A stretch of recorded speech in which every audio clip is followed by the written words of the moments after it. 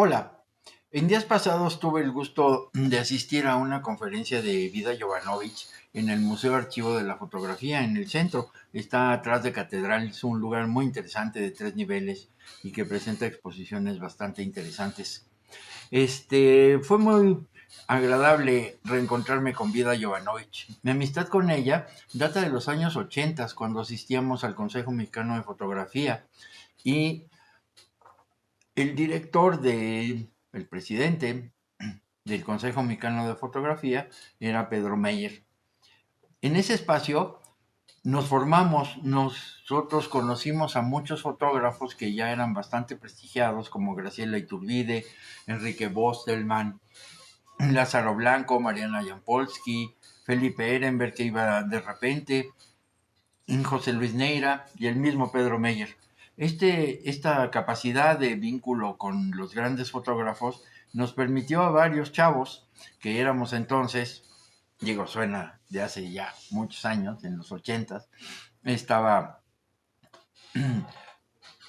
Adrián Bodek, estaba Carlos Contreras, Aníbal Angulo y varios de nosotros que, como Vida Jovanovic y yo, participábamos de las actividades del Consejo y nos fuimos fogueando y nos fuimos formando en el Consejo, y llegó un momento en que decidimos participar en una convocatoria sobre las becas de producción fotográfica de ensayos fotográficos, y al final de cuentas, después de un año, en el año de 1983, tanto Vida Jovanovic, Graciela Iturbide, Armando Cristeto y yo obtuvimos una beca de producción para hacer ensayos fotográficos. Pasado el tiempo, después de que entregamos ya el resultado de nuestras obras, que generalmente eran exposiciones de 25 piezas cada quien, fuimos invitados a participar en una exposición en el Museo de Arte Moderno de Torreón. En este lugar inauguramos el museo y presentamos y dimos algunas pláticas.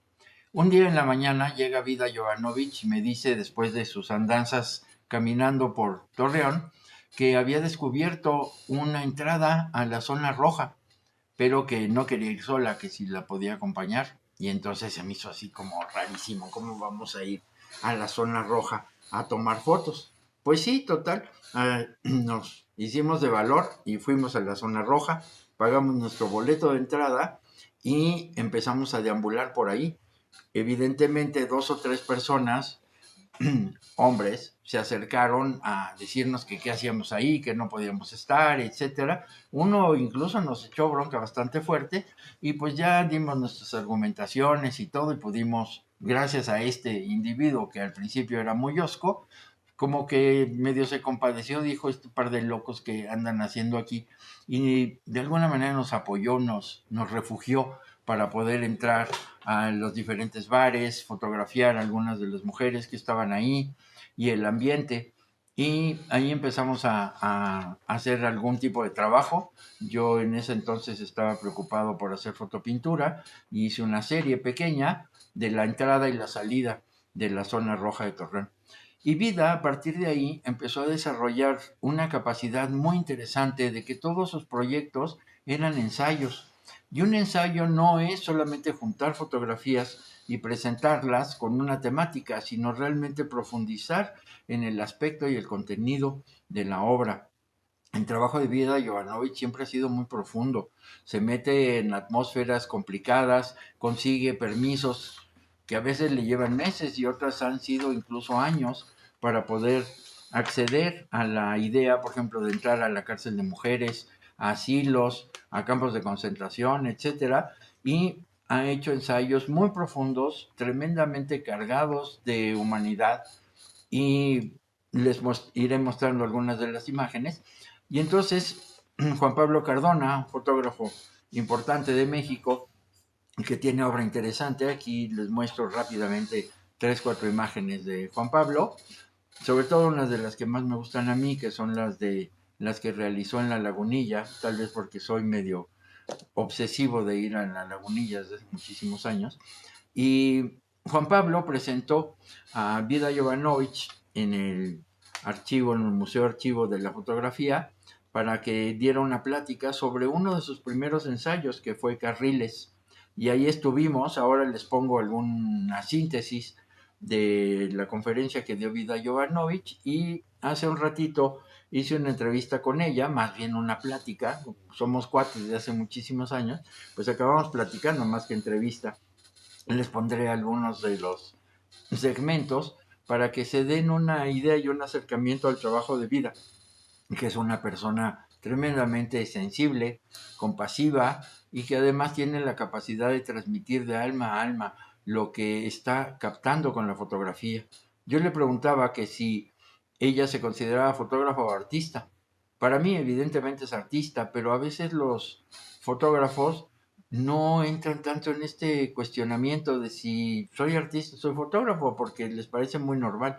Una idea fundamental que existe entre alguien que toma fotos y un artista es que el artista va a proyectar muchísimo sus emociones, va a ser resultado de su formación, de su cultura, de su objetivo. Es algo que comunica de alma a alma el mundo interior del artista, mientras que el fotógrafo captura imágenes que pueden estar desligadas unas de otras y que no necesariamente se convierten en un ensayo. Pero luego haré un video especial para poder hablar de la diferencia entre ser fotógrafo y ser un fotógrafo artista o un artista que usa el medio fotográfico. ¿Jovanovic es fotógrafa o es artista? Ay, es una buena pregunta, ¿eh? Nunca me habían hecho esa pregunta, Saúl, ¿cómo se te ocurre? Me gustaría pensar que soy artista, Ajá. pero Pero, pues con una dosis enorme de ser fotógrafa y la fotografía es la que me ha llevado a, pues a caminar en el arte, ¿no? Que el otro día en la charla, ajá. casualmente al final, no voy a decir quién, pero sí me hicieron la pregunta que cómo es que fotografiaba yo imágenes tan estéticas, ¿no? Ujú. Y entonces me confundió un poco la pregunta porque, pues porque de pronto no supe qué contestar, como que uno no se pone a pensar en voy a fotografiar una imagen estética, ¿no? Sino que sucede. ¿Cómo explicarías eso? Sucede porque a lo mejor yo contesté observar, pero observar te lleva a muchas más cosas, ¿no? Te lleva a sentir y a estar y a mirar, sí. ¿Qué mundo nos enseñas? En general el mundo que la gente no quiere ver. Y Ujú. es el mundo que por alguna extraña razón o por alguna herencia que platicaba el otro día, es el que me interesa mostrar. El que me duele y con el cual quiero crear conciencia, que a veces me han cuestionado y dicen, ay, ¿cuánta gente va a cambiar contigo y viendo eso? Y luego contesto, si hay una sola persona a la cual le llegue algo de lo que muestro, habrá valido la pena, ¿no?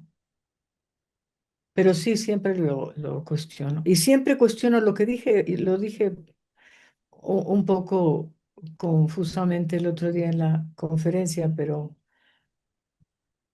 pero sí, pensando sobre la conferencia, me cuestioné, porque siempre me preguntan, ¿y por qué los mismos proyectos si tú eres una persona alegre? Y, ¿por qué caes en eso? Hablé de la empatía porque siento que es algo con lo que nací, ¿no? Pero ¿qué tanto es real que busco estos proyectos? Y esto lo pregunto así al aire, pero ¿qué tanto busco estos proyectos porque me duelen y porque es algo que quiero denunciar? ¿O porque la empatía me permite estar, entre comillas, en un lugar cómodo, ¿no? ¿Es En las cómodo? cárceles, ¿eh? ¿Es cómodo? Cómodo, cómodo, a lo mejor cómodo no es la palabra, pero es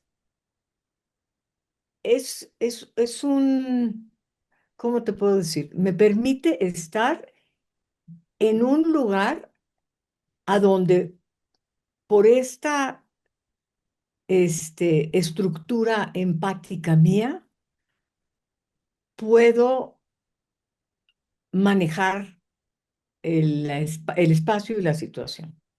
Eso, o sea, no es que yo te lo estoy diciendo con mucha seguridad, eso en la semana pasada, antepasada, que estaba yo pensando y que pensé otra vez sobre la empatía, porque sí estoy consciente que sí tengo una dosis fuerte de poder ser empática, ¿no? Sí, sí me expliqué, sí, sí me entendiste un Sí, poco, sí, sí, porque sí. digo, yo me lo cuestiono y la verdad es que si me tuviera que contestar, diría, no, yo estos proyectos, pero a mí en la cárcel, por ejemplo, me preguntaban y yo decía, ¿sabes qué me preguntaban siempre? Y, o sea, ¿no te agobia? ¿No sientes, no sales súper destrozada? ¿No? Yo decía, no.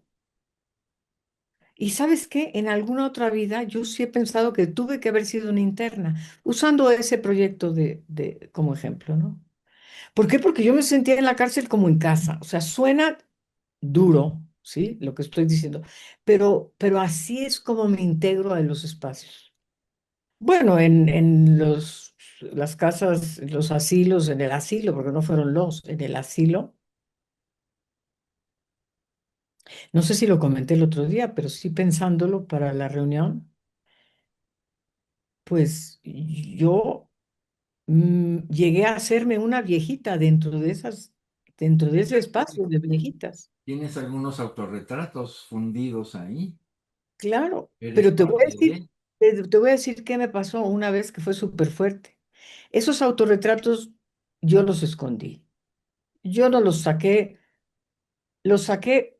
tiempo después para una pequeña exposición que estuvo en la sala Olini Olisti, creo. Y cuando ya Pablo Ortiz Monasterio insistió en que tenía yo que meterlos en el libro, ¿no? Y qué bueno que me insistió, porque yo estaba insistiendo en que no, ¿no? Y gracias a esa insistencia fue que se publicaron el libro, si no se hubieran quedado en un cajón. Pero en esa exposición, que mostré nada más tres, cuatro de los primeros, un amigo de un amigo nuestro se acercó y me dice, este, bueno, primero me dijo dos cosas. La primera que fue, lo que veo es que están tus miedos colgados en la pared, ¿no? Y después me dijo, por ejemplo, la foto de hasta allá, que es la de tu mamá, y volteé a ver la foto y era yo. Y entonces sí me quedé muy impactada. ¿Cómo puedo mimetizar, ¿no?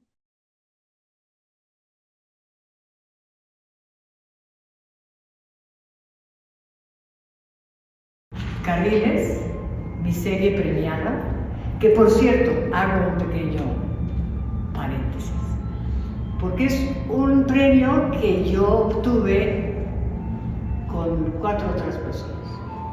Y entre esas cuatro hay un miembro de sus ganadores aquí enfrente de nosotros que se llama Saúl Serrano. Y que es un gran amigo de muchos años, casi 50, Saúl, creo. Y que estando en Ciudad Obregón, que fue donde nos dieron el premio, pues me desperté temprano, como muchas veces lo hago, y me puse a caminar y de pronto llego a una zona, la zona roja. Pero la zona roja era como un pueblito, todo bardeado, ¿sí? Y creo que hasta pagabas algo para entrar, ¿no? Entonces observé y dije, aquí hay que regresar. Pero dije, no voy a poder regresar sola. Entonces a mi amigo Saúl lo saqué para que me acompañara.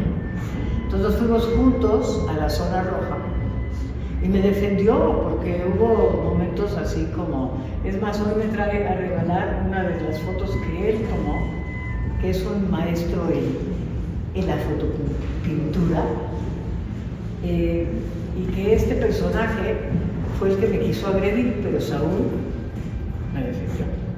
Y a fin de cuentas de la defensa le dijo, no, no, no, es que es buena onda, de veras es buena onda.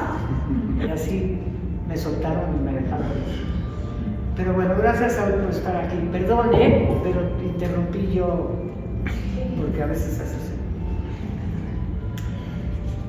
Pero un ensayo como tal, ok, sin embargo ese inicio, me repito, fue lo que me mostró, y sin embargo ese inicio fue lo que me mostró el camino que en adelante seguiría mi trabajo, y en ese momento no fue obvio para mí, el camino se fue dando. Y la curiosidad me llevó a observar, y la observación me llevó a sentir, el sentimiento me llevó a profundizar, la profundización me llevó a estar, y el paso del tiempo, que de pronto sin que yo me diera cuenta, me cubría totalmente. Tuve una abuela de la cual aprendí muchas cosas, pero la más importante fue la empatía. Eso no lo aprendí con un discurso o una explicación. Eso lo aprendí observándola y escuchando sobre algunos pequeños datos de su vida. Pienso que seguramente ya nací con cierta predisposición a ser empática. No sé si la empatía se aprende o quizás solo se desarrolla, pero sí sé que colocarme en el lugar del otro ha sido un ingrediente básico en todos mis proyectos. Al grado que en ocasiones me convierto en una más de esas mujeres que fotografío. Y les voy a platicar una anécdota con respecto a esas mujeres que fotografío. Algunos que sí conocen mi trabajo sabrán que hice un proyecto muy largo sobre mujeres en reclusorios, varios reclusorios en el país. Y en una de mis estancias, en uno de los reclusorios, una chica se acerca y me dice, ¿y cuándo caíste? Caíste es cuando te tomaron preso. Y entonces le dije, no, yo no soy el interno. Ah, y se va. Y pasaron unos meses, y no me recuerdo si en ese mismo reclusorio o en otro, se volvió a acercar otra chica y me hizo la misma pregunta, ¿cuándo fue que caíste? Y yo dije, bueno, a ver, ¿por qué piensas que soy una interna? Porque además en la mayoría de los reclusorios, los que vamos de visita, usamos un diferente color a los que están ahí. No todos, pero sí. Y entonces se me queda viendo otra vez y me dice, porque estás aquí todos los días, todo el tiempo. Esas son de las anécdotas que me pasan y que me pongo en ese otro lugar. Ayer estaba yo pensando sobre eso antes de continuar también. Y de pronto no sé si en mi caso o si a alguno les pasa lo mismo. Porque ya me lo han preguntado, si mis proyectos los busco yo o me buscan ellos. Y yo no sé si la empatía, que siempre está presente, hace que yo inconscientemente busque ciertos proyectos. Porque si no, ¿por qué se repiten estos proyectos uno tras otro, tras otro? Y los comentarios que he escuchado es ¿por qué estás en un lugar a donde no, o sea, yo te veo a ti y tú no eres así? Será la empatía.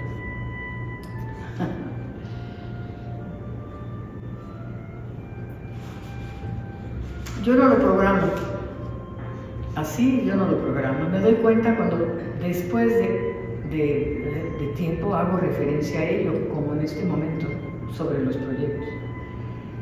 Y ahora que han pasado tantos años y miro hacia atrás, sí que me sorprende. Y con razón, mi madre decía todo el tiempo, ay vida, que tú no puedes fotografiar cosas bonitas. Y busco el significado de la palabra empatía. No más que ahora ya no existen los diccionarios, ahora es la inteligencia artificial, y entonces la inteligencia brevemente me dice, es la capacidad de comprender y compartir los sentimientos y emociones de otra persona. Y entonces busco la palabra ensayo. También voy al diccionario y dice, ensayo es interpretar un tema específico. Es interpretar un tema específico. Y nunca había pensado en la palabra interpretar como una descripción en relación al ensayo. Y en estos días me ha hecho pensar. Y tal vez porque las imágenes que tomamos, los fotógrafos, de cierta forma, sí resultan ser una interpretación.